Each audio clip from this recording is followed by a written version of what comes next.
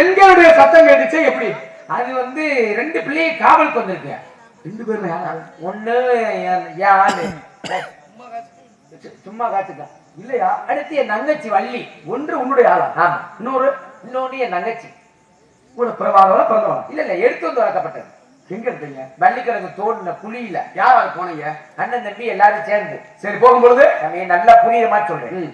அண்ணன் தம்பி 7 பேரும் ஒரு நாள் வேட்டைக்கு போனோம். சரி, வேட்டைக்கு போன இடத்துல ஒரு நாள் தான் வேலைக்கு போறீங்க. ஒரு நாள் வேட்டைக்கு போனோம். சரி, போன இடத்துல இப்படி காட்டுல வேட்டையாடி தெரிஞ்சான்.